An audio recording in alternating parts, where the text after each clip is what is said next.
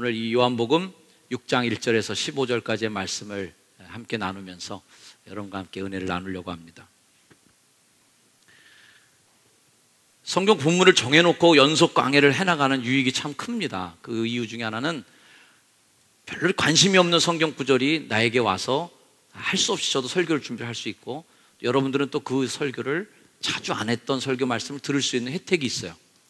또 오늘 본문 같은 본문이 나오면 이것도 곤혹스럽습니다. 이거 뭐 뻔히 다 아는 본문인데, 설교 본문을 여러분이 들으시면서 아마 설교 서너 편씩은 다 머릿속에 그렸을 거예요. 아, 오늘 목사님이 빌립의 믿음 없는 걸 설교할 수도 있겠구나. 왜 이렇게 믿음이 없어? 라고. 보리떡 5개 물고기도 말이야. 오늘 또 헌금하라고 설교하시는 거 아니야? 보리떡 5개라도 내면 된단 말이야. 그래서 막 부풀어 오를 테니까 헌금해라. 이런 설교하실 거 아닐까? 예상할 분도 있고, 또 어떤 분들은 5,000명씩이나 먹었는데 말이죠, 남은 강주리가 12강주리가 되니까 그렇게 풍성하고 남는 거, 질서 있게 앉는 걸 보고 질서 지켜라, 여러 가지로 예상해 볼 수 있는 설교입니다. 저도 이 본문을 대하면서 제 스스로에게 질문하면서 고민했어요. 주초에 이 설교 본문을 이렇게 제가 접하면서 이 본문을 설교해야 되는데 하나님께 기도했습니다. 하나님, 저도 이 본문에서 은혜 받게 해주세요. 어렸을 때도 너무 많이 들었던 말씀이에요. 그래서 너무 식상해요. 저한테도 이 말씀에 은혜 좀 받게 해주세요. 이번 주에 화천에서 열리는 원주제일교회 청년부 수련을 다녀왔는데 갈 때 너무 좋았어요. 비가 막 개인, 그리고 약간 으스름하게 비도 오고 가끔가다 왔다가 개었다 왔다 개었다 했는데, 그 강변을 따라서 굽이굽이 가는 그 길, 산자락에 막 구름이 중간에 걸려 있고요, 물 한 개가 막 쫙 올라오고 있고, 제가 또 교회에서 구입해 준 새 차에는 크루즈 기능이 있어요. 크루즈 컨트롤 기능이 있어서 딱 속도를 맞춰 놓으면 지가 알아서 고속도로 딱 갑니다. 제가 45km에 딱 맞춰 놓고 뒤에 차들이 빵빵 거리든 가든 말든 나는 나의 길을 가련다. 그래서 이제 천천히 딱 차에다 맡겨 놓고 경치도 보면서 강도 보면서, 그래서 제 마음속에는 이 설교 본문에 대한 고민이 계속 거기서, 설교 준비할 시간이 없었기 때문에 계속 할 수밖에 없었습니다. 그러다가 이 15절 말씀에 제 마음이 딱 꽂혔어요. 자, 다시 한번 15절 말씀 볼까요? 그러므로 예수께서 그들이 와서 자기를 억지로 붙들어 임금으로 삼으려는 줄 아시고 다시 혼자 산으로 떠나가시니라. 야, 다시 혼자, 이 말이 저의 마음에 탁 와닿았습니다. 어쩌면 이 오병이어의 기적이 성경에 기록되고 증언하고자 하는 진짜 메시지는 이 15절 말씀이겠구나. 저의 생각이 틀리지 않다는 것이 성경에서 증명이 되는 것이 6장 전체의 구도를 보면 알 수 있어요. 자, 6장 전체, 이 오병이어만 이렇게 보면 나무를 보는 거고요, 6장 전체를 줌 아웃해서 숲으로 보면 이런 구조가 보이는데, 어떤 구조냐면 6장 1절에서 15절까지는 오병이어의 기적이 나오고, 막간을 이용해서 중간에 예수님이 사람들을 피해서 도망가셨고, 제자들은 바다를 건너가는데 풍랑이 막 일었고, 그 풍랑이를 예수님이 걸어오는 장면을 맞닥뜨립니다. 그 다음부터 이어지는 22절부터 40절까지 생명의 떡에 대한 논쟁, 40일에서 50일까지는 하늘에서 내려난 산떡이다, 52절에서 59절까지는 내 살은 참된 양식이고 내 피는 참된 음료다. 계속 떡 얘기, 먹는 얘기로 6장이 전체가 꽉 차 있습니다. 그러니까 먹는 떡, 배불리 먹은 이 오병이어의 기적은 마치 여러분들에게 무슨 예화 설교를 하기 위해서 사진 한 장을 이렇게 여러분들에게 사진을 보여드린다. 여러분 이 사진 보셨죠? 이 사진의 의미는 이거예요 라고 설명하기 시작했던 그 뭐 하나의 샘플?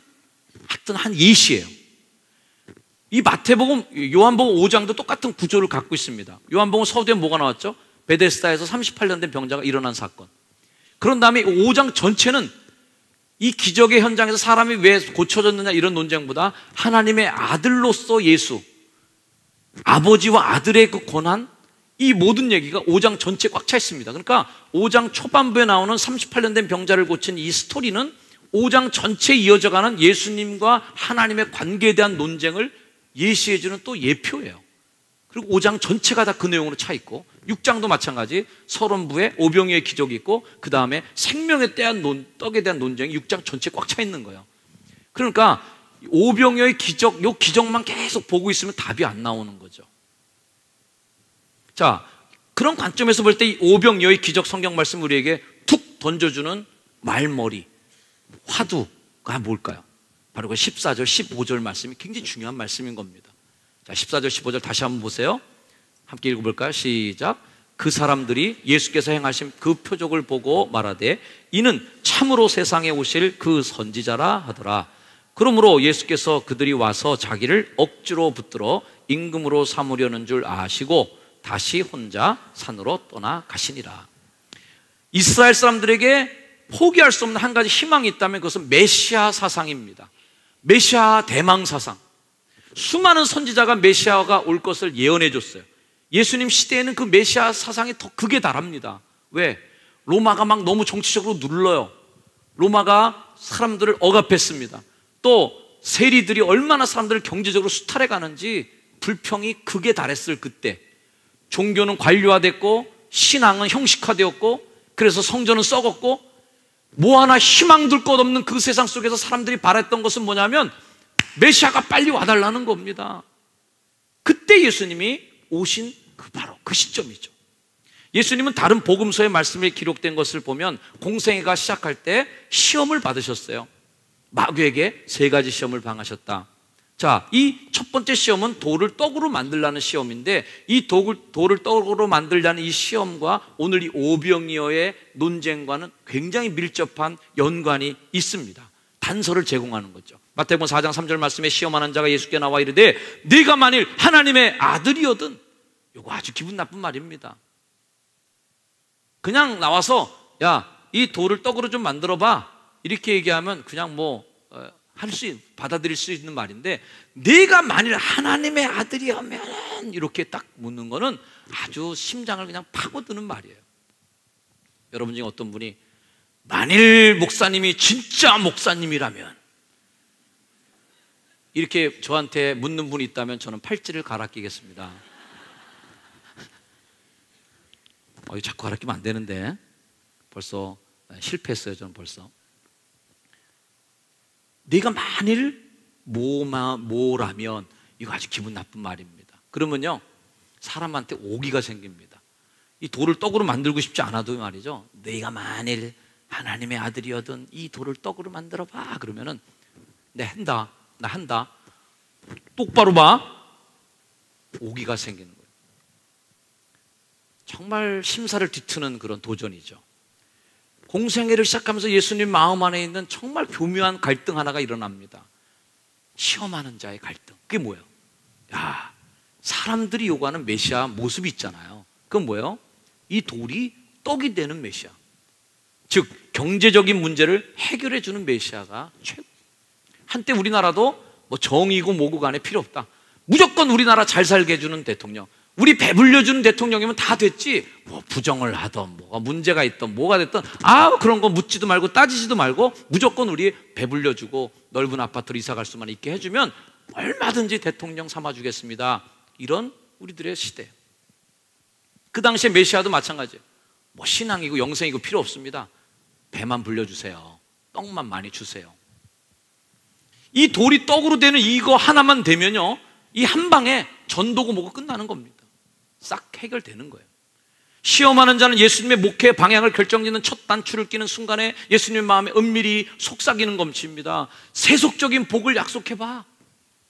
떡을 더 풍성하게 먹을 수 있다고 그렇게 설교해봐. 그들의 배를 채워주기만 하면 다 예수 믿을 거라마.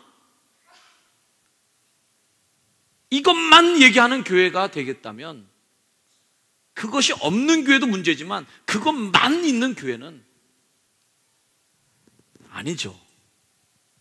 그동안 우리가 기복신앙이니 번영신학이니 하는 그저 잘 되는 거 이거 하나만 갖고 있다면 우리 종교는 얼마나 비참합니까?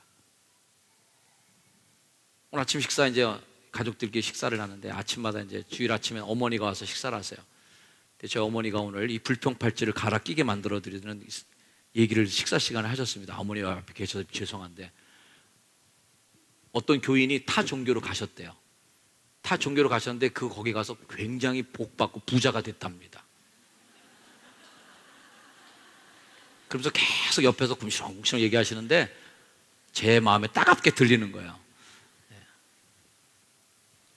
울컥하고 싶었지만 불평팔찌를 바라보면서 주여.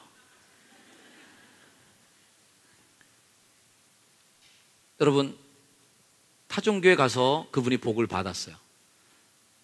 근데 그 종교에 계신 분 중에는 쫄딱 망하신 분도 계십니다. 우리 교회에 복 받은 분들이 계세요. 그런데 경제적으로 아주 어렵게 고난을 당한 분도 같이 계세요. 불교에 가서 연등 크게 들어갔고 대박 부자가 돼갖고 아주 떵떵거리고 사는 사람도 있고, 불교 믿다 쫄딱 망하신 분도 있습니다. 우리나라 재벌들 가운데는 미신 믿어서 맨날 점쟁이 찾아가서 물어보고 점쳐서 사업하서 잘 되는 분도 있어요. 반면에 그렇게 점쟁이 찾아갔다 쫄딱 망하는 분도 역시 있습니다. 배불린 것만으로 이 모든 종교의 가치가 결정된다면 이 얼마나 정말 참을 수 없는 유치한 것입니까? 예수님이 그 시험을 물리치셨어요.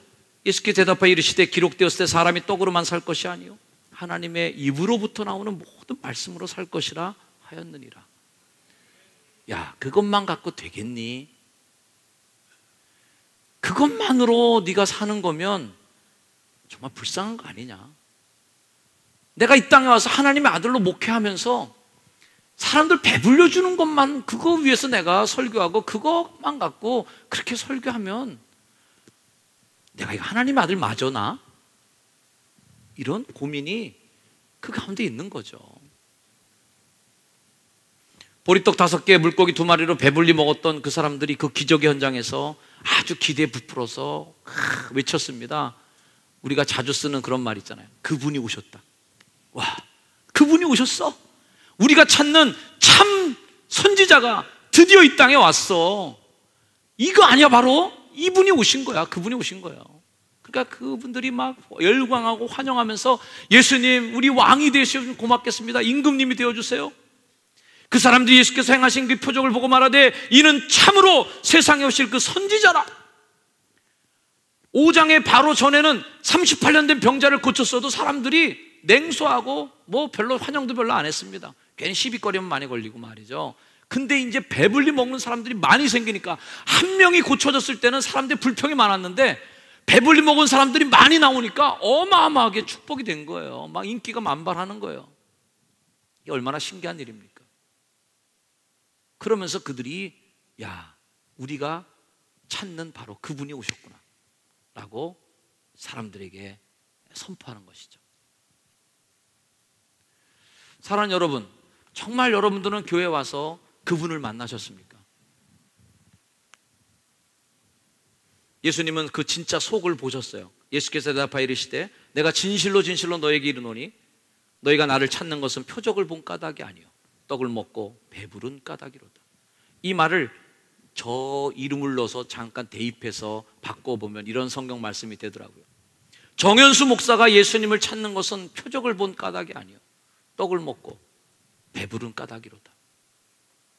물론 저는 제가 처음 목회할 때 판자촌에서 처음 목회를 시작할 때보다 많이 배가 부르게 살고 있어요. 그때 탔던 차보다 제가 좋은 차를 타고 있습니다. 판자촌에 살 때는 지하실에서 살았었는데 지금은 좋은 아파트에서 살고 있습니다. 그러나 제 자신에게 스스로 질문해 볼 때 정현수 목사가 지금 목회를 열심히 하고 교회를 사랑하고 성도를 신방하고 이 모든 일을 하는 것이 정현수 목사가 배불렀기 때문에, 배부르기 때문에 하는 일이다. 만약 이렇게 된다면 정말 얼마나 저는 불쌍한 목사일까요? 한심한 목사고 정말 부끄러운 목사가 아니겠습니까? 여러분들도 자신의 이름을 한번 넣어서 이렇게 한번 읽어봐 주세요. 동그라미에다 여러분 이름을 넣어서 한번 해볼래요? 시작.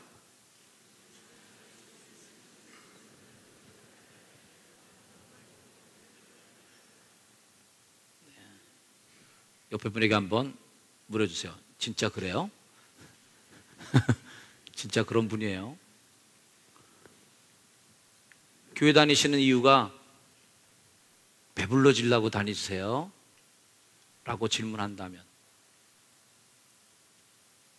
그래서 내 사업이 좀 안 되면 신앙 내 동댕이 치고 싶다, 내 자식이 조금 안 되는 것 같으면 믿음 포기하고 싶다면, 내 건강에 조금이라도 손상이 온다면 하나님 버리고 싶은 마음, 내가 나를 찾는 까닭은 표적을 본 것이 아니야, 사인을 본 게 아니야, 하늘나라의 사인을 보고 예수 믿는 게 아니라 떡 먹고 배부르니까 다니는 거지. 너 잘 되려고, 그럼 몇 자리 잘 써갖고 조상덕 보려고 하는 그런 거랑 무슨 차이가 있느냐고 질문하는 게 아니겠습니까? 내가 예수님을 찾는 진짜 이유, 내가 그분을 따라야 되는 진짜 이유, 내가 예수님을 위해서 뭔가 사역하고 봉사한다면 그 사역하는 그 목적이 단순히 배부른 것을 위한 목적이라면은 우리가 갖는 이 신앙은 얼마나 참을 수 없는 신앙의 가벼움, 참을 수 없는 신앙의 믿음의 가벼움이 되겠습니까? 저는 오늘 설교 말씀이 참 부담되는 말씀이라고 생각해요. 사람들에게 선지자라고 인정받는 일 얼마나 좋은 일인가, 바랬던 일이에요. 이번에도 성년부 수련회 갔더니 뭐 강사 목사님 소개는 늘 미사여글을 많이 써주잖아요. 거기 부목사님이 저를 소개하면서 뭐 이런저런 목사님이라고 소개를 해주는데 기분이 좋았어요. 보는 눈이 있어가지고, 아유 참, 알긴 아는구나, 네가 내가 누군지 알긴 아는구나. 기분이 좋았어요. 그러나 이 말씀 앞에 우리 자신을 내세워 보니까 그런 마음들이 얼마나 섬찟한 마음인가. 이 사람 저 사람에게 인정받는 것에 은근히 우쭐해지는 속물근성, 그 유치한 그 감정들. 아, 난 아직도 그거 못 버렸구나. 참 유치하다 내가. 사람들이 좋은 목사님 뭐 말씀 은혜 받았습니다 그러면 괜히 좀 기분 좀 좋아지고, 또 뭐 좀 이렇게 얘기하고 뭐 이렇게 되면 또 팔찌 확 갈아 끼고 싶은 마음 들고 말이에요. 팔찌 또 확. 이렇게 한 가지 사건에 웃었다 울었다. 영원히 변하지 않는 하나님은 변하지 않고 계신데 사람들 조금 변하니까 그거에 그냥 좋았다 싫었다 올라갔다 내려왔다. 야, 이거 정말 아직 멀었나? 사람들이 예수님을 임금으로 삼으려고 합니다. 이 얼마나 꿈에도 그리던 일인가요? 내가 임금이 되겠다고 설쳐되는 것도 아니고 사람들이 막 등 뛰밀어 갖고 임금님 돼달라고 막. 얼마나 좋습니까? 그런 자리에 오르도록 사람들이 막 나를 떠밀어 주는데 내 인생에 이런 대박이 있을까? 나 지금 사역한 지 얼마 되지도 않는데? 나 전도 사역한 지 얼마 되지도 않는데? 갑자기 요한복음 21장까지 가려면 한참 멀었는데 6장도 안 됐는데 벌써부터 나를 왕으로 삼으려고 그러네. 기분 좋은 일이에요. 임금 자리에 오른다면 얼마나 더 전달을 효과적으로 할 수 있겠습니까? 여봐라, 모든 백성들은 다 나를 믿으라. 예이. 그럼 끝난 거야. 뭐 전도 끝. 더 이상 전도할 필요 없어요. 뭐 십자가에 올라가고 뭐 구질구질하게 그런 일 안 해도 다 예수 믿고 정리 끝 되는 거 아니겠어요? 고난과 죽음, 어떤 희생과 대가를 치름도 필요 없이 다 끝낼 수 있는, 깔끔하게 끝낼 수 있는 그 일인데 왜 예수님은 다시 혼자 산으로 떠나가셔야만 됐는가? 고민이 되는 거예요. 저는 이 설교 말씀이 참 두렵게 제게 다가온 걸 느꼈습니다. 이거 되게 부담되는 설교 잘못 골랐다. 그냥 오병이어로 할 걸. 그래서 보리떡 5개라도 여러분 잘 들이시면 하나님이 5,000명도 먹일 수 있게 해줄 겁니다. 정성을 들이세요. 도시락을 따 내놓으세요. 그냥 이렇게 설교하고 잘 된다는 걸로 끈뜻을 내었어야 되는 건데 왜 이 본문을 내가 선택해서 내가 이렇게 부담을 느껴야 되는가? 어떻게 얻은 인기인데, 어떻게 얻은 자리인데, 어떻게 모은 사람인데 다시 혼자? 이게 말이 되는 건가? 어떻게 모은 재산인데 이걸 다시 나 혼자? 옛날 원점으로 돌아가라고? 예수님, 이게 말이 되는 겁니까? 인기척이 드문 산으로 가는 건 사람들로부터 오지 말라는 거예요. 사람들은 높은 데 갈수록 안 따라오거든. 사랑하는 효성중앙 가족 여러분, 저에게도 여러분에게도 다시 혼자의 자리로 갈 용기가 우리에게 있습니까?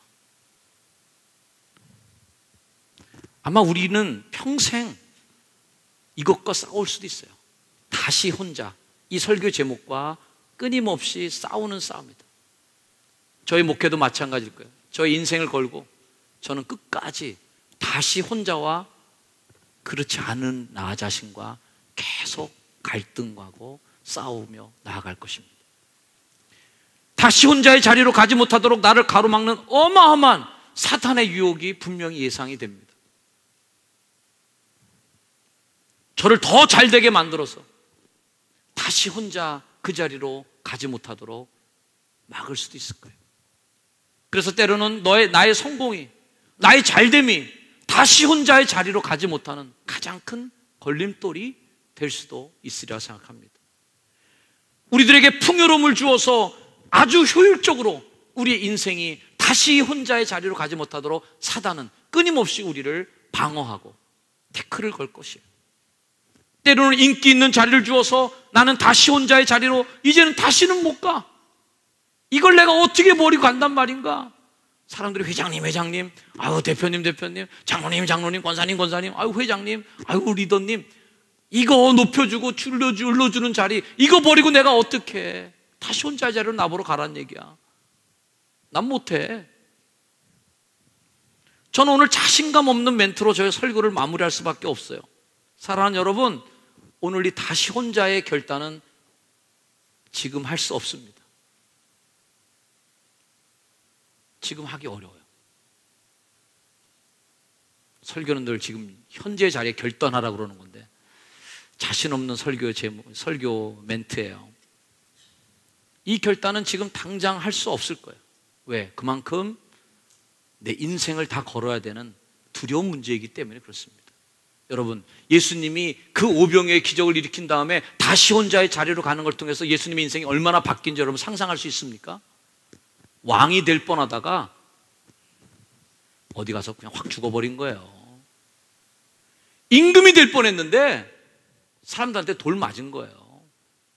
떵떵거리며 살 수 있었는데 그냥 한 방에, 속된 말로 한 방에 훅 가셔갖고 맨날 갈릴리로 구질구질하게 돌아다니시다가 맨날 제자들, 무지렁이 같은 사람들 말이죠, 밑바닥에 있는 사람들하고 계속 같이 다니고 고관 대작들하고 VIP들하고 늘 같이 식사하고 우아하게 살 수 있었던 인생이 말이죠 완전히 꼬여져 버려갖고 맨날 병자들만 득실거리고, 그리고 고생하다가 막판에는 또 역적으로 몰려갖고 십자가에서 못 박혀 죽고 말이죠. 인생이 꼬여도 한참 꼬이게 되는 것이 이 장면 하나인 것이에요. 그러니 이 다시 혼자라는 단어를 오늘 이 시간 다 결정하자 그러면은 우리 겁나서 이거 어디 교회 다니겠습니까? 그러나 제가 그나마도 하나 제 자신에게도 여러분에게도 하나 부탁하고 싶은 게 있어요.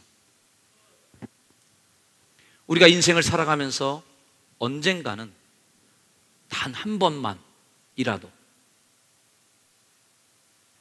딱 한 번만이라도 예수님의 이 모습처럼 그런 결정을 내릴 수 있다면, 정말 우리 인생 속에 단 한 번의 정점, 딱 한 번의 포인트라도 내려놓고 포기하고 다시 혼자 떠나 산으로 가시는 그 예수님의 뒷모습을 나도 바라보면서 따라갈 수 있다면, 저는 하나님 앞에 가서 자랑스럽게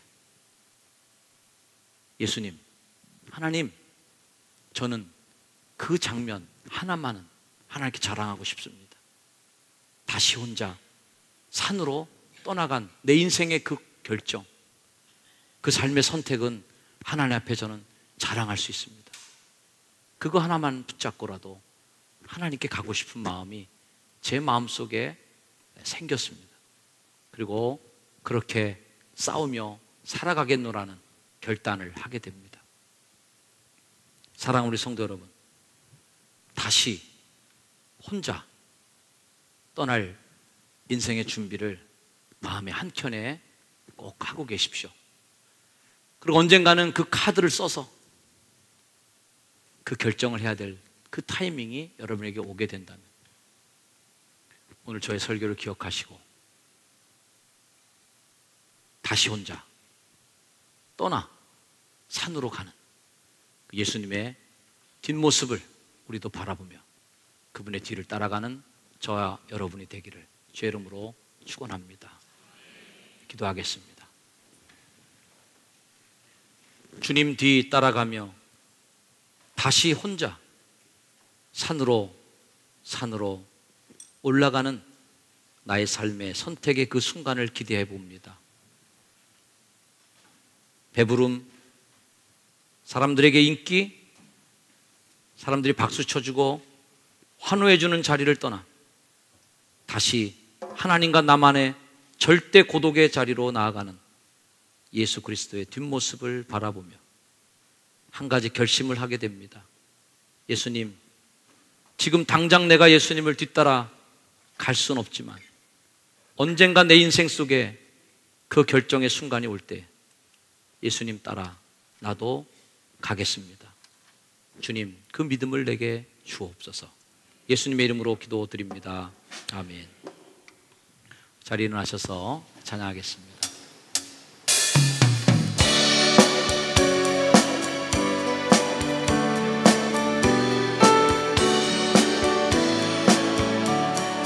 먼저 그 나라와 의를 구하라. 그 나라와 그 의를 그리하면 이 모든 것을 너희에게 더하시니. 사람이 떡으로만 살 것 아니요 하나님 말씀으로 그리하면 이 모든 것을 너희에게 더하시리. 할렐루야.